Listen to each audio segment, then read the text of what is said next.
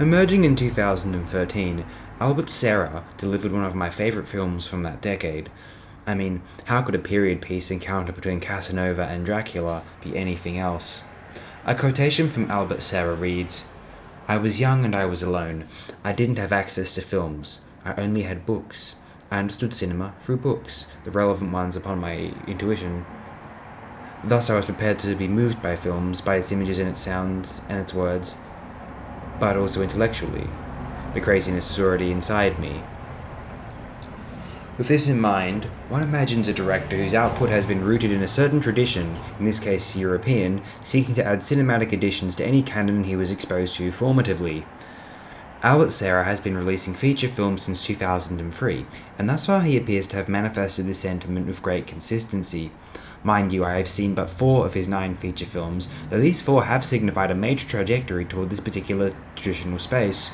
These 4 films in question are 2006's Honor of the Knights, 2013's Story of My Death, obviously, 2016's The Death of Louis XIV, and 2018's Rôle sur l'Isle.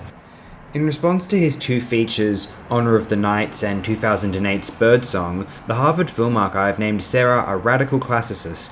They note in particular how the 2 films, bizarre retellings of Don Quixote and The Tale of the Magi, respectively, quote, focused instead on those interstitial moments lost to most versions.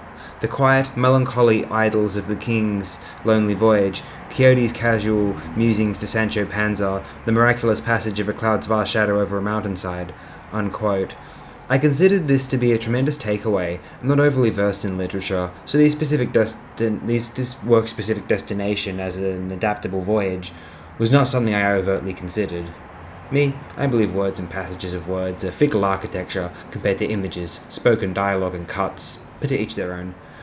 So for Story of My Death, the tale of Casanova's dying days, spent languishing in the remote Transylvanian wilderness, this is one of minimal dialogue, precise photography, and measured pacing.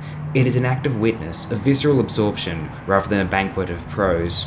Also gifted uniquely with cinema is the opportunity for such vivid, arresting music. Credit must be given to the talents of Ferran Font, Enric Juncker, Joe Robinson, and Marc Verdaguer for contributing to this lavish, atmospheric experience. This film is like a trance, as contemplations upon death are discussed through whispered musings. The old hold dominion over the young, and attempt to maintain the philosophical monopoly. Casanova should desire his judgments be the gospel of his younger companions, and his older female consorts implore the younger amongst them to consider them sages. The immortal vampire seems the most apathetic of all, though inexorably curious about the trivialities of mortality. Yes, this film is a real trip.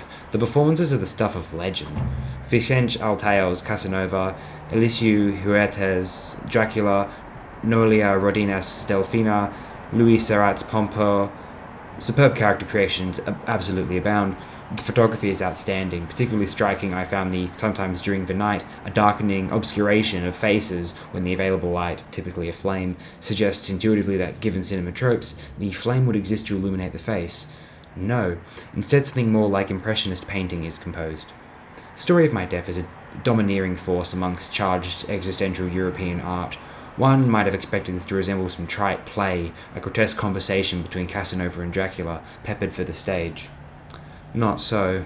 Serra's cinema translates European literary giants into works of supreme cinematic communication. Rather than the puzzle of language offered by literature to describe, illustrate a scene, Serra utilizes the camera, positioning his performers amongst backgrounds, or just as often glorying them in the foreground, as higher transcendent evidence of human depth. As Egon Spengler once said, "Print is dead."